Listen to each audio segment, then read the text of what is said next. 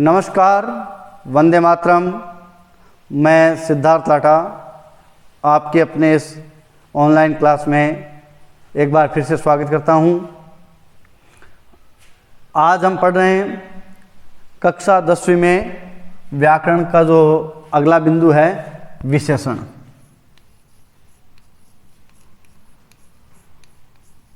इससे पहले हमने क्रिया पढ़ी थी जो कि हमारे पाठ्यक्रम में लगाई गई है, और आज हम पढ़ रहे हैं विशेषण। विशेषण को पढ़ें, मैं बार बार एक बात कहता हूं कि किसी भी विषय को समझने के लिए उसका जो शीर्षक है उसको समझने की आवश्यकता रहती है। विशेषण को हम समझें तो विशेषण के हम दो टुकड़े करके देखें, विभाजन करके देखें तो इसमें क्या अर्थ इसमें बन सकता है। ठीक है ना। तो इसमें वि उपसर्ग है, शेष शब्द है और अण प्रत्यय है। इसमें हम देखें, ये तो इसका मान लो इस तरह से व्याकरणिक दृष्टि से हमने इसका विभाजन किया, टुकड़े किए इसके, वि उपसर्ग इसमें लगा हुआ है। लेकिन सामान्य तौर पे हम इसको यहां से अगर टुकड़े कर दें, विशेष समझने के लिए यहां से हमने टुकड़े कर दिए, और हम यूं कह दें कि अण नय इसमें लगा हुआ है, तो हम यूं कह सकते हैं कि जिसमें जो विशेष गुणों को प्रकट करते हैं, जो विशेष गुणों को प्रकट करते हैं वो ही क्या है, विशेषण है। अर्थात हम यूं कह सकते हैं किसी भी शब्द की संज्ञा या सर्वनाम जो शब्द हैं उनकी विशेषता को बता दें। विशेष जो गुण है उसको दर्शाए, वो क्या कहलाते हैं, विशेषण कहलाते हैं। इस प्रकार से हम देखें तो विशेषण की जो परिभाषा जो बनती है वो क्या बन जाती है हमारे पास में, कि संज्ञा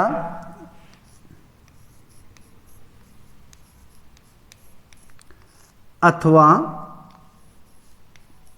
संज्ञा और सर्वनाम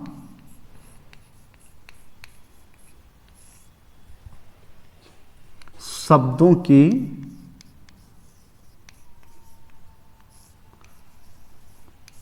विशेषता बतलाने वाले, विशेषता बतलाने वाले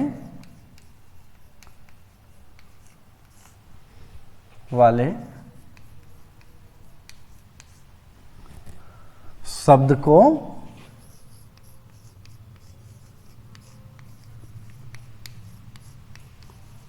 विशेषण कहते हैं। ये इसकी परिभाषा बनकर के सामने आती है, कहते हैं। अब इस प्रकार से हम देखें तो किस प्रकार दो यहाँ पे हम ध्यान करें, जैसे नीला दुपट्टा, दुपट्टा,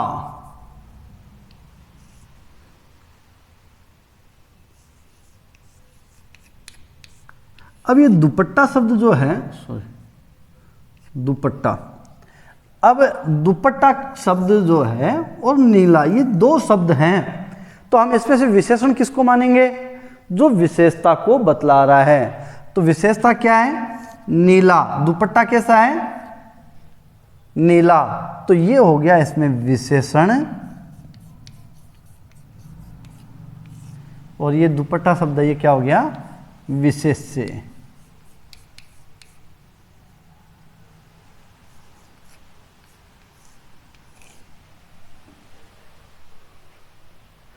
तो विशेषण और विशेष्य, विशेषण विशेष्य से हमारे ध्यान में आ गया कि जो विशेषता बतला रहा है वो विशेषण है, और जिसकी विशेषता बतलाई जा रही है उसे हम क्या कहेंगे, विशेष्य कहेंगे।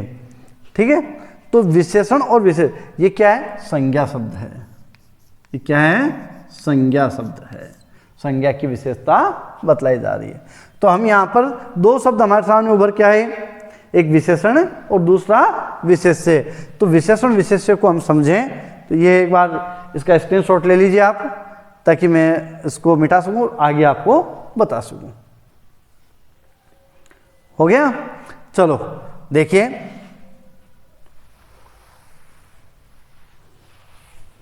तो दो शब्द उभर के आए, एक विशेषण और एक विशेष्य। तो विशेषता बतलाने वाले शब्द को क्या कहेंगे? विशेषण। और जिसकी विशेषता बतलाई जा रही है, जिसकी विशेषता बतलाई जाती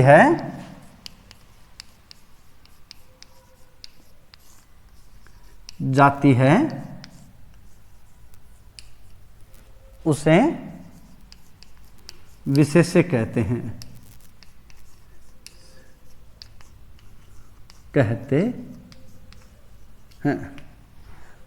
ठीक है।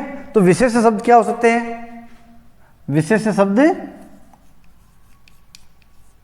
क्या होंगे? संज्ञा और सर्वनाम, ये दोनों क्या होते हैं? विशेष्य होते हैं, ठीक है ना। इनकी विशेषता बतलाई जाती है, और जिनसे विशेषता बतलाई जाती है वो क्या है? विशेषण है। आगे बात ध्यान में, कई बार क्या होता है, ये विशेषण शब्द जब क्रिया से पहले जुड़ जाते हैं तब ये क्या कहलाते हैं? क्रिया विशेषण कहलाते हैं, ठीक है ना। आगे अब एक और विशेष बात यहां पर आती है, तो इसको मैं मिटा देता हूं। अगर आपने इसका स्क्रीनशॉट नहीं लिया तो एक बार ले लेंगे, इसको मैं मिटा रहा हूं, ठीक है।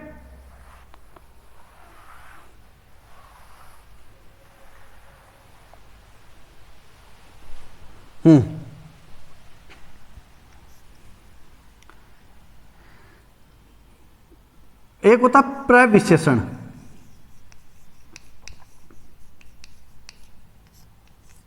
अब ये प्रविशेषण क्या है? प्रविशेषण को हम समझने का प्रयास करें। जो विशेषण की विशेषता बतलाता है उसे क्या कहते हैं? प्रविशेषण कहते हैं। विशेषण की विशेषता बतलाने वाले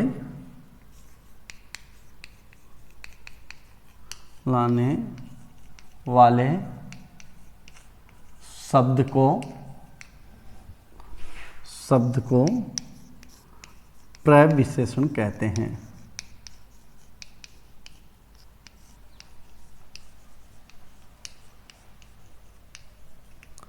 इसका एग्जाम्पल उदाहरण देखेंगे आप।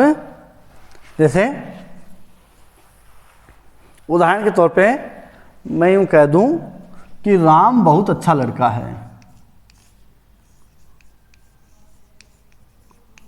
राम बहुत अच्छा लड़का है।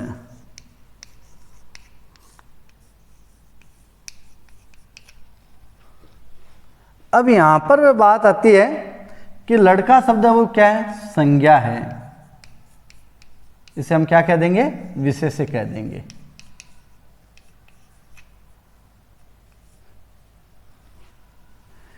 और अच्छा क्या है? विशेषण है। लेकिन बहुत शब्द क्या है? इसे हम कहेंगे ये प्रविशेषण है। बहुत अच्छा लड़का है, तो अच्छा तो है लेकिन कैसा है? बहुत अच्छा है। तो अच्छे की विशेषता बतलाया है, तो विशेषण की विशेषता बतलाने वाले शब्द क्या कहलाते हैं? प्रविशेषण कहलाते हैं। तो संज्ञा या सर्वनाम की विशेषता बतलाने वाले शब्द क्या कहलाते हैं? विशेषण कहलाते हैं। और विशेषण की विशेषता बतलाने वाले शब्द प्रविशेषण कहलाते हैं।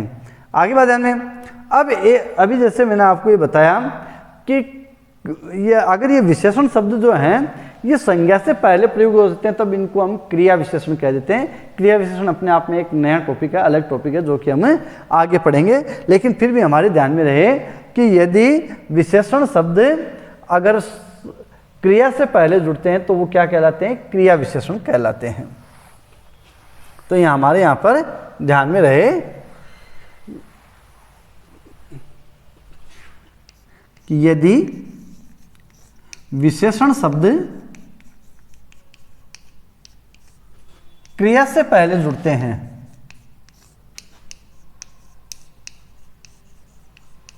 क्रिया से पहले जुड़कर क्रिया की विशेषता बतलाते हैं।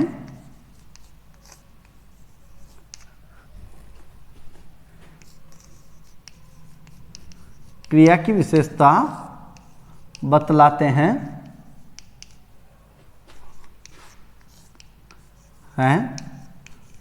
तो वे क्रिया विशेषण कहलाते हैं।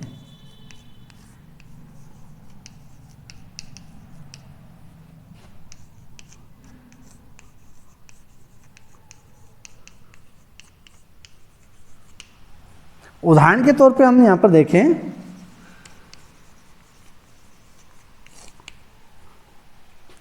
राम अच्छा लिखता है।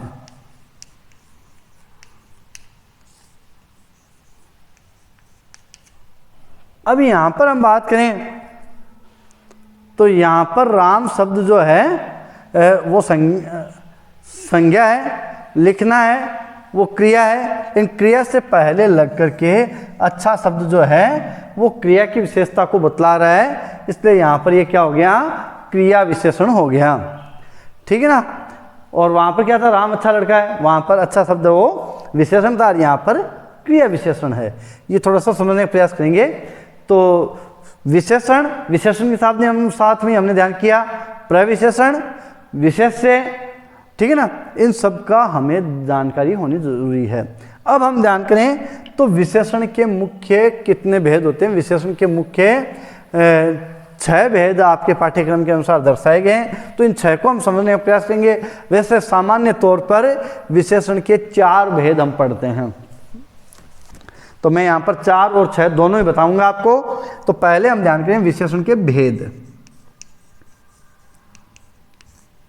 तो पहला भेद हम पढ़ रहे हैं गुणवाचक विशेषण।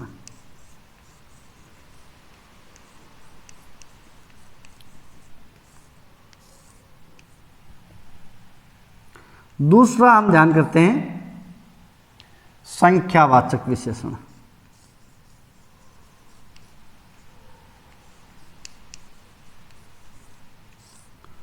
तीसरा हम पढ़ते हैं परिमाणवाचक।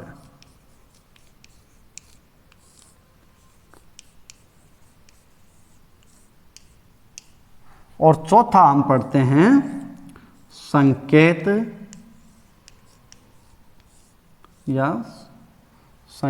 या सार्वनामिक।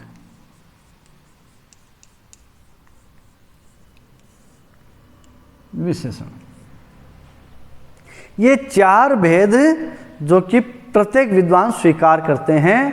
तो ये 4 भेद होते हैं, लेकिन कुछ विद्वान जो है वो 2 भेद और स्वीकार करते हैं, जिनको हम यहाँ पर पढ़ने का प्रयास करते हैं। तो इनको समझने की आवश्यकता, परिभाषा आदि से इनको आवश्यकता नहीं है, इनको समझने की आवश्यकता है। तो कुछ विद्वान है वो 5वां भेद है वो व्यक्तिवाचक,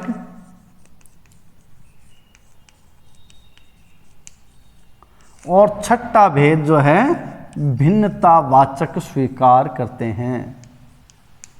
भिन्नतावाचक, ये 6 भेद स्वीकार करते हैं। इनको हम समझने का प्रयास करें तो जिन विशेषणों से किसी संज्ञा सर्वनाम के गुणों की पहचान होती है वो गुणवाचक विशेषण कहलाते हैं। परिभाषा ध्यान में आ गई ना, परिभाषा लिखने की आवश्यकता नहीं है, केवल समझने की आवश्यकता है। जिन शब्दों से संज्ञा या सर्वनाम के गुणों की पहचान होती है उन्हें हम गुणवाचक विशेषण कहते हैं। संख्यावाचक, जिन शब्दों से संज्ञा या सर्वनाम की संख्या का बोध होता है उन्हें हम संख्यावाचक कह देते हैं। जैसे 5 गाय, चलो जी, तो 5 क्या हो गया, संख्या होगी, ठीक है ना। जिन शब्दों से संज्ञा सर्वनाम की मात्रा का पता चलता है, मात्रा का बोध होता है, मात्रा तुल तो उसके बोध होता है, तो उसे परिमाणवाचक कहते हैं। ठीक है। जिन शब्दों से संज्ञा सर्वनाम की ओर संकेत किया जाता है उन्हें हम सार्वनामिक या संकेतवाचक विशेषण कहते हैं। जब व्यक्तिवाचक संज्ञा किसी संज्ञा सर्वनाम की विशेषता के रूप में प्रयोग होती है तो उसे हम व्यक्तिवाचक विशेषण कह देते हैं। जयपुरी साड़ी, साड़ी संज्ञा है, जयपुर अपने आप में संज्ञा है, लेकिन जयपुर से जयपुरी शब्द बन करके व्यक्तिवाचक विशेषण बन गया।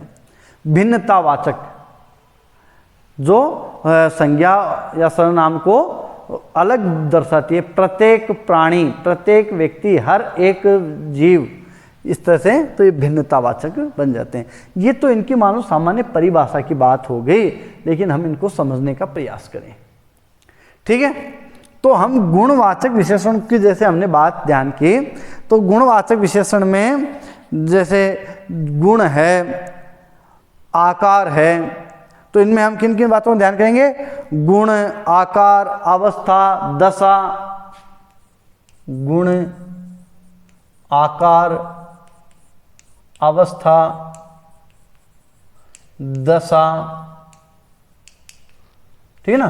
पीड़ित प्राणी, दुखी मनुष्य, ठीक है ना।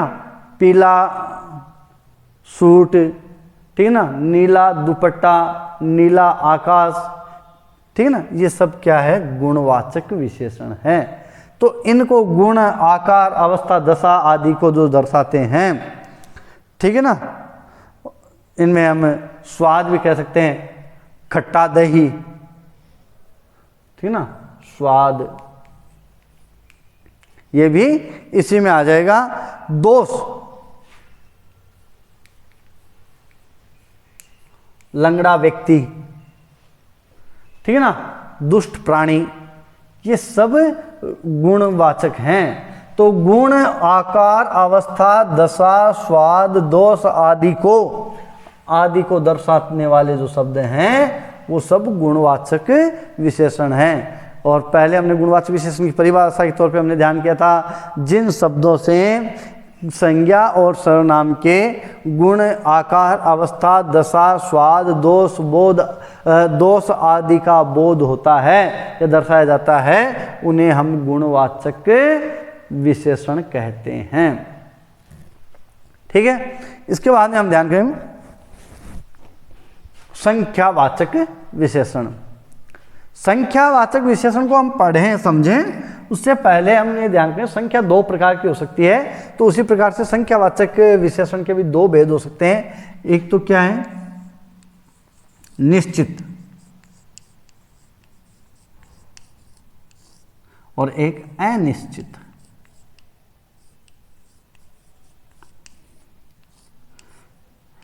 ठीक है, निश्चित संख्या 1, 2, 3, 4, 5, ठीक है ना, इस तरह से 20 बालक निश्चित संख्या हो गई, कुछ बालक अनिश्चित हो गए, कुछ, कोई, ठीक है ना।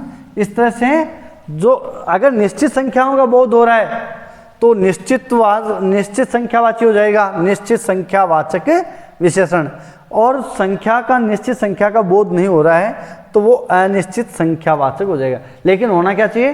काउंटेबल, गिन सकें ऐसे, ठीक है ना। कुछ बालक तो उनको गिना जा सकता है, ठीक है। तो ऐसे जो है वो अनिश्चित।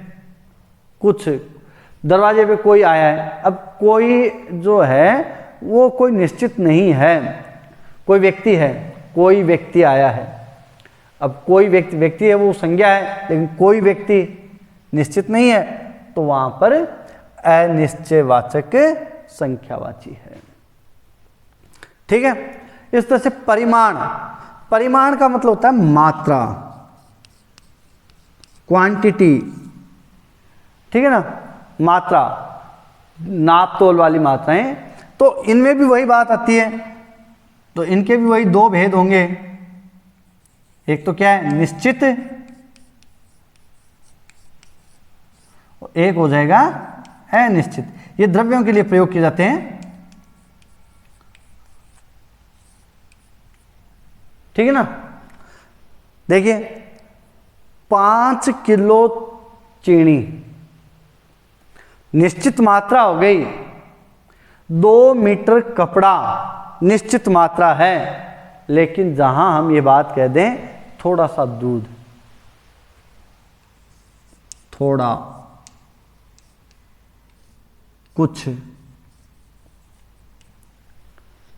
ठीक है ना, ये सब क्या है, अनिश्चित है। तो जिन शब्दों से निश्चित मात्रा का बोध होता है वो निश्चित परिमाणवाचक, परिमाण यानी कि परिणाम, परिणाम नहीं है परिमाण, परिणाम का मतलब होता है रिजल्ट और परिमाण का मतलब होता है मात्रा। जो निश्चित मात्रा का बोध करते हैं वो निश्चित परिमाणवाचक, और जिनसे निश्चित मात्रा का बोध नहीं होता वो अनिश्चित परिमाणवाचक शब्द कहलाते हैं। ठीक है, अब हम यहां पर ध्यान करें संकेतवाचक सार्वनामिक। संकेतवाचक सार्वनामिक से तात्पर्य क्या है, संकेतवाचक या सार्वनामिक जो विशेषण, इससे क्या तात्पर्य है कि वो विशेषण शब्द जो संज्ञा या सर्वनाम की ओर संकेत करते हैं, या हम यूँ कह सकते हैं सर्वनाम शब्द जो है जो विशेषण के रूप में प्रयोग हो जाते हैं वह है सार्वनामिक। वह घड़ी,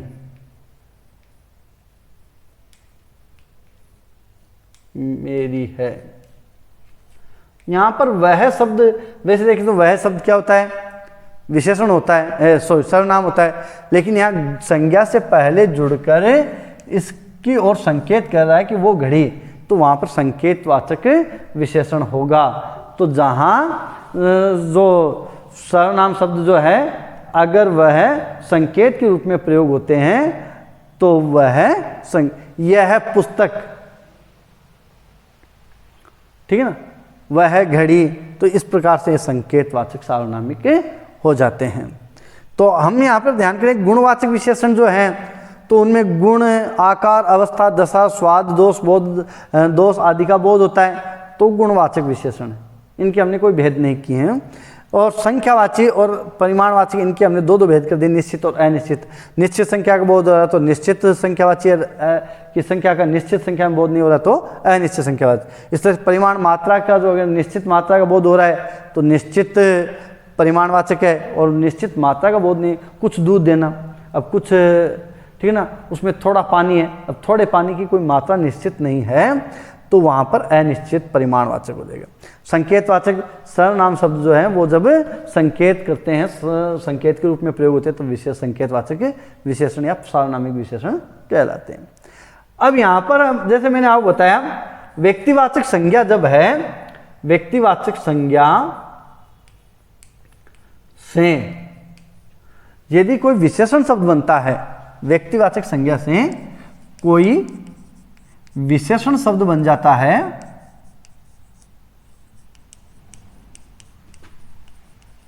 तो वह व्यक्तिवाचक विशेषण कहलाता है।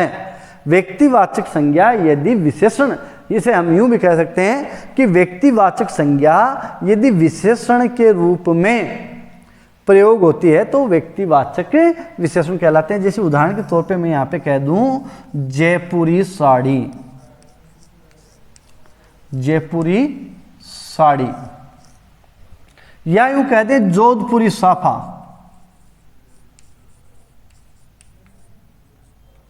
साफा, तो जयपुर, जोधपुर, बनारसी साड़ी। तो ये इस तरह के जो व्यक्तिवाचक संज्ञा से जो शब्द विशेषण शब्द बने हैं तो ये सब क्या कहलाएंगे, व्यक्तिवाचक विशेषण कहलाएंगे। मैंने आपको इन 5 और 6 नंबर के जो दो विशेषण हैं इनको मैंने अलग इसलिए लिखा है। मैंने आपको बताया कि बहुत से विद्वान केवल ये 4 भेद ही स्वीकार करते हैं, लेकिन कई बार परीक्षा में, पाठ्यक्रम में इन 2 भेद को अलग से पूछ लिया जाता है, तो वो भी हमारे ध्यान में रहे कि ये इस तरह से है। फिर भिन्नतावाचक, जो संज्ञा सर्वनाम को अन्य लोगों से अलग करता है, भिन्न करता है, वो भिन्नतावाचक सर्वनाम कहलाते हैं। ठीक है ना, संज्ञा सर्वनाम को अलग करने वाले शब्द, अलग करने वाले शब्द भिन्नतावाचक सर्वनाम कहलाते हैं। जैसे प्रत्येक, हर एक, ये इस तरह के जो शब्द हैं ये सब भिन्नतावाचक विशेषण कहलाते हैं। ठीक है, ये तो विशेषण के भेद हुए। इनके अतिरिक्त हम विशेषण की बात करें तो विशेषण की जो अवस्थाएं हैं उनको हम यहाँ पर ध्यान कर रहे हैं। तो विशेषण की अवस्थाएं जो है उनको हम ध्यान करते हैं। विशेषण की मुख्य 3 अवस्थाएं होती है। अवस्थाएं 3 होती हैं। इन तीनों अवस्थाओं को भी हम समझने का प्रयास करेंगे। और विशेषण की अवस्थाएं,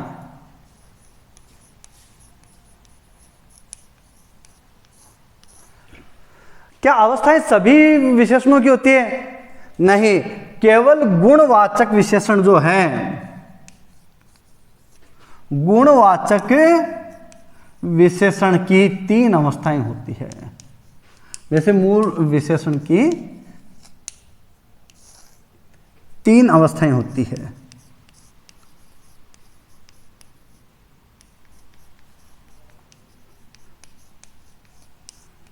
गुणवाचक विशेषण की 3 अवस्थाएं होती है। 3 अवस्थाएं कौन सी है? पहली मूलावस्था, दूसरी है वो उत्तरावस्था, और तीसरी है उत्तमावस्था। ये 3 अवस्थाएं हैं। मूलावस्था जो सामान्य स्थिति को दर्शाती है वो मूलावस्था होती है, और उत्तरावस्था 2 की तुलनाओं को दर्शाती है। 2 में से एक को दर्शाया जाता है, और उत्तम अवस्था में सभी में से एक को विशेष दर्शाया जाता है। तो ये तो विशेषता दर्शा ही रहा है। सामान्य अवस्था है वह श्रेष्ठ है, मूल अवस्था, लेकिन उन दोनों में से ये श्रेष्ठ है, ये उत्तरावस्था, लेकिन इन सब में से ये श्रेष्ठ है, ये उत्तमा अवस्था। ठीक है ना? तो श्रेष्ठ, श्रेष्ठतर और श्रेष्ठतम। ध्यान करने की बात यह है कि जो संस्कृत के जो तत्सम शब्द हैं जो विशेषण के रूप में प्रयोग होते हैं उनमें तर और तम प्रत्यय जोड़ करके इनकी उत्तरावस्था और उत्तमा अवस्था बनाई जाती है, जिसे हम 3 अवस्थाओं के रूप में पढ़े। मूल अवस्था, अगर वाक्य देख करके पूछा जाता है तो हमें अवस्था का भी ध्यान में होना चाहिए। ठीक है ना? उन दोनों बालकों में से रमेश और सुरेश में से रमेश श्रेष्ठ है, तो वहां पर अगर अवस्था पूछी गई है तो हमें अवस्था का भी ज्ञान होना चाहिए। वहां हम विशेषण बता रहे हैं तो हम क्या बताएं, गुणवाचक विशेषण है और उत्तरा अवस्था विशेषण की यहां पर दर्शाई गई है। ठीक है, ये तीनों अवस्थाएं हमने ध्यान की। अब हम ध्यान करते हैं कि विशेषण का निर्माण जो है वो 3 प्रकार के शब्दों से होते हैं। ये 3 प्रकार के शब्द और हम यहाँ पर समझने का प्रयास करेंगे, और आज की कक्षा में केवल हम इतना ही पढ़ेंगे, लेकिन तीनों अवस्था हम ध्यान करें। संज्ञा शब्दों से विशेषण का निर्माण हो जाता है। दूसरा हम ध्यान करें तो क्रियापदों से भी विशेषण का निर्माण होता है। निर्माण कई बार ये ध्यान में आ जाता है हमारे, कोई पूछ ले कि ये किस शब्द से, मूल किस शब्द से बना हुआ है, तो हमारे ध्यान में आना चाहिए कि 3 प्रकार के शब्दों से बनते हैं। तो संज्ञा शब्द से, जैसे जयपुर से हमने अब ध्यान किया, जयपुर से जयपुरी बना था।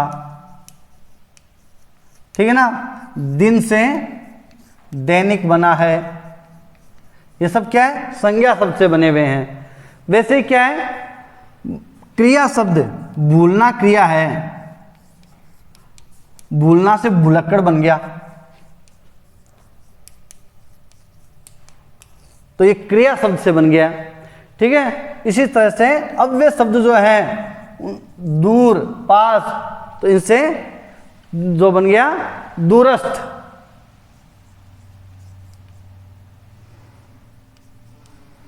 तो इस प्रकार से हम देखें तो विशेषण शब्द है मुख्य रूप से 3 प्रकार के शब्दों से बनते हैं, ये हमने पढ़ा।